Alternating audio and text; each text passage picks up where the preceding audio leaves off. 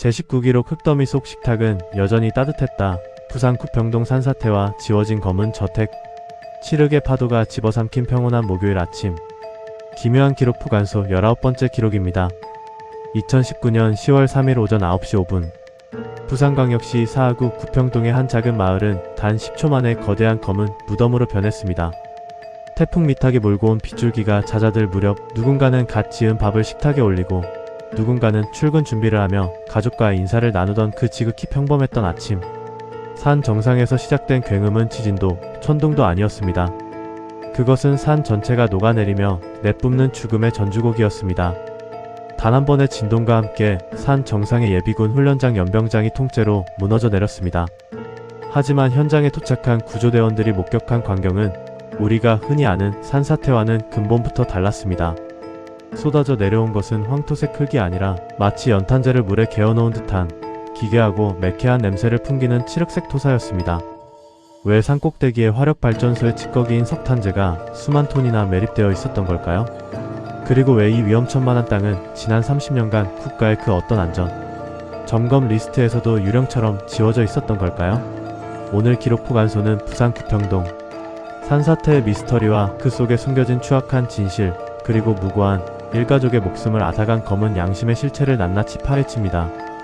이것은 자연의 재해가 아니라 인간의 탐욕이 30년 동안 공들여 쌓아 올린 잔인한 인재의 기록입니다. 정지된 9시 5분의 식탁 온기는 진실의 마지막 증거였다.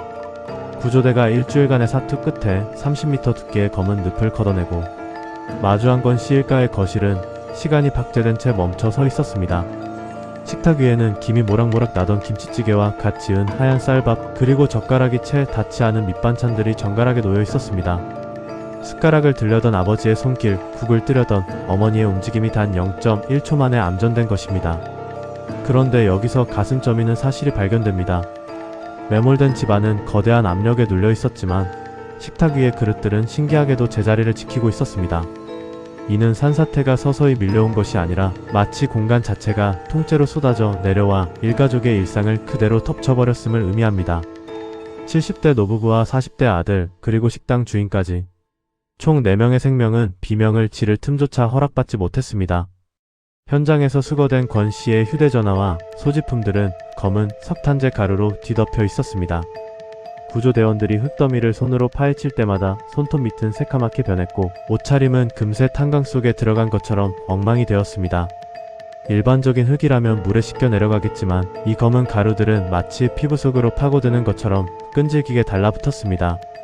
주민들이 오랫동안 검은 저택의 땅이라 부르며 첩근을 꺼렸던 그 산 정상의 연병장. 그곳은 사실 흙으로 이루어진 산이 아니었습니다. 수만 톤의 폐기물이 흙이라는 가면을 쓰고 30년 동안 주민들의 머리 위를 위태롭게 지키고 있었던 것입니다. 검은 흙의 정체 석탄재가 만들어낸 인공의 늪. 사고 직후 전문가들은 가장 먼저 쏟아져 내려온 흙의 성분을 분석했습니다. 결과는 충격적이었습니다. 무너져 내린 토사의 80% 이상이 화력발전소에서 석탄을 태우고 남은 찌꺼기인 석탄재였기 때문입니다. 이 석탄재는 입자가 매우 고와서 평소에는 단단하게 뭉쳐있는 것처럼 보이지만 물을 머금는 순간 성질이 완전히 변합니다. 이를 토목 전문가들은 액상화라고 부릅니다. 비가 내리면 석탄재는 스펀지처럼 물을 빨아들입니다. 그리고 어느 임계점을 넘어서는 순간 마치 비눗물처럼 매끄럽게 흐르는 성질을 갖게 됩니다. 2019년 10월의 기록적인 폭우는 30년 동안 산 정상에 쌓여있던 이 거대한 석탄재 무덤의 방아쇠를 당겼습니다. 물을 가득 머금은 석탄재는 수만 톤의 무게를 견디지 못하고 산 아래 마을로 쏟아졌습니다. 이것은 일반적인 흙이 무너지는 속도보다 훨씬 빨랐고 파괴력 또한 상상을 초월했습니다. 왜 이런 위험천만한 물질이 산 정상에 매립되었을까요? 기록을 추적해보니 1980년대 후반 해당 예비군 훈련장을 조성할 당시 공사 비용을 절감하기 위해 인근 화력발전소에서 나온 석탄재를 성토재로 사용했다는 정황이 드러났습니다. 흙을 사오는 비용보다 폐기물을 가져다 쓰는 것이 훨씬 저렴했기 때문입니다. 국가기관이 공사비를 아끼기 위해 주민들의 안전을 담보로 위험한 도박을 한 셈입니다. 30년 전의 그 검은 양심이 2019년의 어느 아침에 가장 잔인한 방식으로 되돌아온 것입니다. 30년의 방치와 지워진 기록, 누구도 책임지지 않는 유령의 땅. 더 기이한 점은 사고가 나기 전까지 이 구역이 단 한 번도 안전 점검을 받지 않았다는 사실입니다. 해당 부지는 군사시설이라는 이유로 지자체의 관리 대상에서 제외되어 있었고, 군부대는 이곳이 예비군 훈련장이라는 이유로 정기적인 토목 안전 진단을 실시하지 않았습니다. 서류상으로는 존재하지만 안전관리의 사각지대에 놓여있던 유령의 땅이었던 것입니다. 주민들은 사고 전부터 수차례 경고 신호를 보냈습니다. 산에서 검은 물이 흘러나온다. 비만 오면? 산 정상에서 매캐한 냄새가 난다며 구청과 관계기관에 민원을 넣었습니다. 하지만 돌아온 대답은 늘 똑같았습니다. 그곳은 국방부 소관이라 우리가 확인하기 어렵다는 책임 회피였습니다. 행정기관들이 서로 서류를 떠넘기는 동안 산 정상의 석탄재 무덤은 조금씩, 아주 조금씩 균열을 키워가고 있었습니다. 사고 현장 인근의 옹벽 역시 조잡하기 짝이 없었습니다. 수만 톤의 석탄재 하중을 견뎌야 할 옹벽은 설계 도면조차 불분명했고 그저 겉보기에만 번듯한 석축으로 마감되어 있었습니다. 빗물이 빠져나가야 할 배수관은 퇴적된 석탄재 가루에 막혀 제 기능을 상실한 지 오래였습니다. 산 전체가 거대한 물탱크처럼 변해가고 있었음에도 그 누구도 산 위를 올라가 상태를 확인하지 않았습니다. 지워진 기록들 속에 묻혀있던 위험은 그렇게 3만 톤의 죽음이 되어 마을을 덮쳤습니다. 구조 현장의 사투, 늪이 되어버린 삶의 터전. 현장에 투입된 600여 명의 구조대원들은 전례 없는 어려움에 직면했습니다. 일반적인 산사태는 무너진 흙을 퍼내면 공간이 생기지만 이곳은 퍼내면 퍼낼수록 주변의 검은 흙들이 다시 흘러들어와 구덩이를 메웠습니다. 마치 늪 속에 빠진 물건을 건져내는 듯한 사투였습니다. 굴착기 바퀴가 헛돌고 구조대원들의 장화가 흙 속에 파묻혀 빠지지 않는 상황 속에서도 그들은 포기할 수 없었습니다. 실종된 네 분의 위치를 찾기 위해 탐지견과 열화상 카메라가 동원되었지만 미세한 석탄재 입자들은 모든 신호를 차단했습니다. 구조대원들은 기계 대신 삽을 들고 혹은 맨손으로 흙을 걷어내기 시작했습니다. 사고 이틀째 되는 날 식당 주인의 시신이 먼저 발견되었습니다.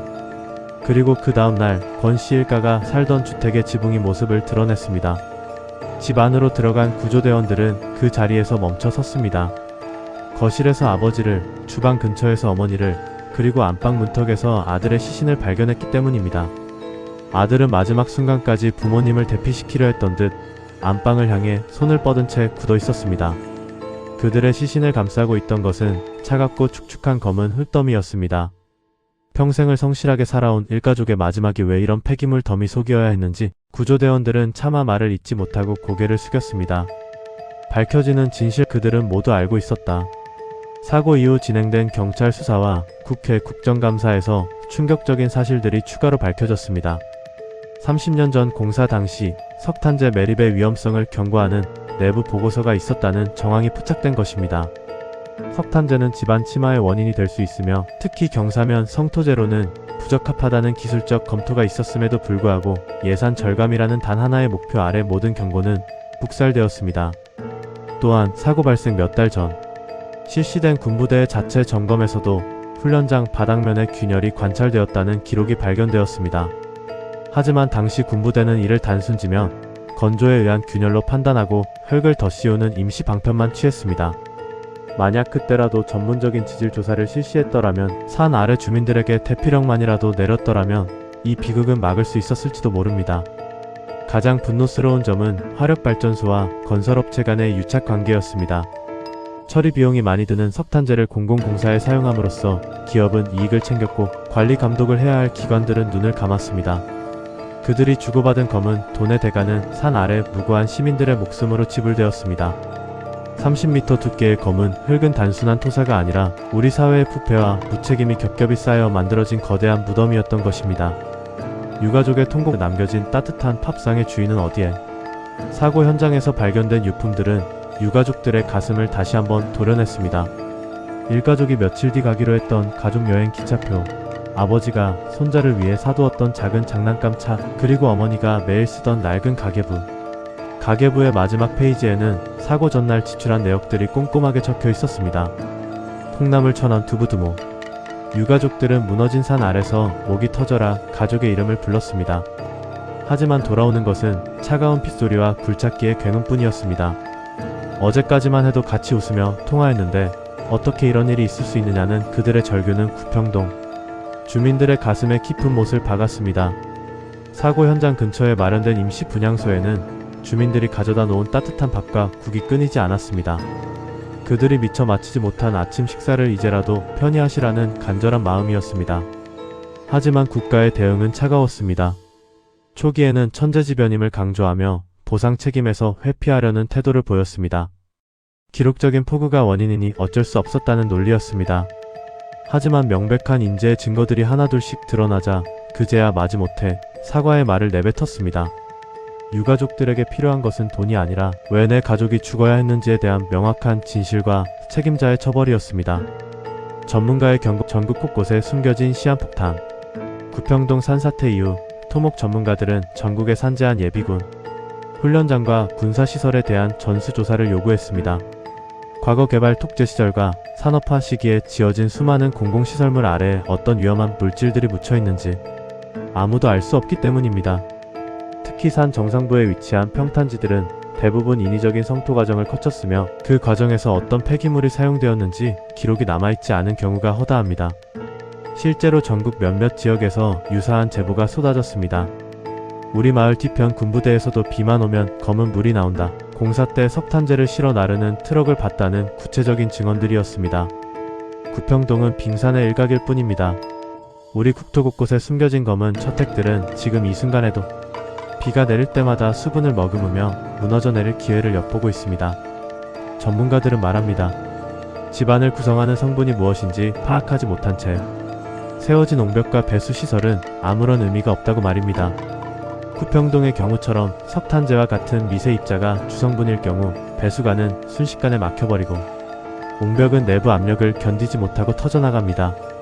이것은 자연의 섭리를 거스른 채 인간의 편의만을 생각하며 지어 올린 공학적 재앙의 전형적인 모습입니다. 우리는 지금 이 순간에도 언제 터질지 모르는 시한폭탄 위에서 평온한 일상을 살아가고 있는지도 모릅니다. 잊히지 않는 검은 늪. 우리는 무엇을 기억해야 하는가? 사고가 발생한 지 수년이 지났지만 구평동 현장은 여전히 그날의 상흔을 안고 있습니다. 무너진 산 사면은 시멘트로 덮였지만 그 아래 묻힌 진실의 조각들은 여전히 유가족들의 꿈속에 나타나 비명을 지르고 있습니다. 우리는 이 사건을 통해 무엇을 배워야 할까요? 단순히 비가 많이 와서 산이 무너졌다고 치부해버린다면 제2의 구평동 비극은 반드시 재발할 것입니다. 30년 전에 잘못된 결정이 30년 후 평범한 시민의 아침 식탁을 덮칠 수 있다는 그 무서운 인과관계를 기억해야 합니다. 국가가 비용을 아끼기 위해 안전을 포기했을 때 그 책임은 결국 가장 힘없는 서민들에게 돌아온다는 잔인한 교훈을 잊어서는 안 됩니다. 구평동 산사태는 우리에게 묻습니다. 당신이 딛고선 그 땅 아래 무엇이 묻혀있는지 당신은 알고 있느냐고. 당신의 집 뒤를 든든하게 지켜주는 저 푸른 산이 사실은 폐기물로 채워진 거대한 모래성은 아닌지 의심해 본 적 있느냐고 말입니다. 흙더미 속에서 발견된 그 따뜻했던 식탁은 우리 사회가 지키지 못한 평범한 행복에 대한 가장 아픈 기록입니다. 인재의 사슬을 끊기 위하여 지워진 기록을 다시 쓰는 작업. 이제 우리는 지워진 기록들을 다시 써야 합니다. 군사시설이라는 명목하에 혹은 보안이라는 핑계로 가려져 있던 전국의 성토지와 매립지들에 대한 투명한 정보 공개가 이루어져야 합니다. 구평동 산사태 현장에서 수거된 석탄재 시료들은 지금도 연구실에 보관되어 있습니다. 그 가루들은 말하고 있습니다. 우리는 이곳에 있어서는 안 될 존재들이었다고 말입니다. 공공의 안전을 책임지는 기관들은 이제 내 소관이 아니라 라는 말 뒤에 숨어서는 안 됩니다. 구평동의 비극이 커진 결정적인 이유는 주민들의 민원을 묵살한 행정의 불통이었습니다. 만약 단 한 명의 공무원이라도 현장에 나가 검은 물이 흐르는 산을 직접 확인했더라면, 만약 단 한 명의 전문가라도 지질 조사의 필요성을 강력히 주장했더라면 결과는 달라졌을 것입니다. 우리는 이 사건을 기록하고 또 기록할 것입니다. 무고하게 희생된 네 분의 이름이 헛되지 않도록 그들이 마지막으로 마주했을 그 차갑고 어두운 검은 늪의 공포를 잊지 않을 것입니다. 이 긴 기록은 우리 사회가 다시는 검은 양심으로 산을 쌓아 올리지 않기를 바라는 간절한 호소입니다. 실화 증언. 생존자의 마지막 당부. 사고 현장 인근에서 간신히 목숨을 구한 한 주민은 우리에게 말했습니다. 사고 당일 아침에 들었던 그 굉음이 지금도 잊히지 않아요. 산이 무너지는 소리가 아니라 무언가 찢어지는 소리였어요. 나중에야 그게 석탄재라는 걸 알았을 때 우리가 쓰레기 무덤 위에서 수십 년을 살았다는 생각에 몸서리가 쳤습니다. 제발 이 사실을 널리 알려주세요. 다른 곳에서도 이런 일이 일어나지 않겨. 그의 눈에는 여전히 그날의 공포가 서려 있었습니다. 그는 사고 이후 산 근처에는 얼씬도 하지 못한다고 합니다. 조금만 비가 내려도 가슴이 두근거려 잠을 이룰 수 없다고 합니다. 구평동 산사태는 육체적인 생명을 앗아갔을 뿐만 아니라 살아남은 이들의 정신마저 검은 흙더미 속에 가두어 버렸습니다. 이것이 바로 인재가 남기는 가장 지독하고 오래가는 상처입니다. 우리는 이제 그 상처를 직시해야 합니다. 덮어둔다고 해결되지 않습니다. 30년 전의 매립 기록을 낱낱이 파헤치고 전국의 위험 지역을 전수조사하여 대책을 세워야 합니다. 그것만이 억울하게 떠난 이들에 대한 최소한의 예의이며 남겨진 우리가 할 수 있는 최선의 방어입니다. 당신의 아침 식탁은 안전합니까? 오늘 기묘한 기록 보관소와 함께한 부산 구평동 산사태와 검은 저택의 진실 어떠셨습니까? 흙더미 속에서 발견된 그 따뜻한 식탁은 단순히 슬픈 유품이 아닙니다. 그것은 국가와 사회가 개인의 안전을 방기했을 때 벌어지는 참혹한 결과물에 대한 살아있는 증거입니다. 평범한 일상이 단 10초 만에 시커먼 어둠 속으로 사라질 수 있다는 사실, 그리고 그 원인이 수십 년 전 누군가의 이기심과 무책임에서 비롯되었다는 사실, 우리는 이 잔인한 진실을 잊지 말아야 합니다. 당신이 오늘 가족과 마주 앉아 나누는 따뜻한 밥 한 끼가 내일도 변함없이 이어지기를 바랍니다. 그러기 위해 우리는 끊임없이 묻고 감시해야 합니다. 우리가 딛고 선 이 땅이 정말로 안전한 흙인지 아니면 언제 무너질지 모르는 검은 쓰레기 더미인지 말입니다. 구평동 산사태의 희생자 4분의 명복을 빌며 오늘 기록을 마칩니다. 이 기록이 여러분의 가슴에 작은 경종이 되었기를 바랍니다. 여러분의 관심과 기억은 이 땅에 지워진 진실을 다시 살려내는 힘이 됩니다. 기록은 계속됩니다. 시청해주셔서 감사합니다.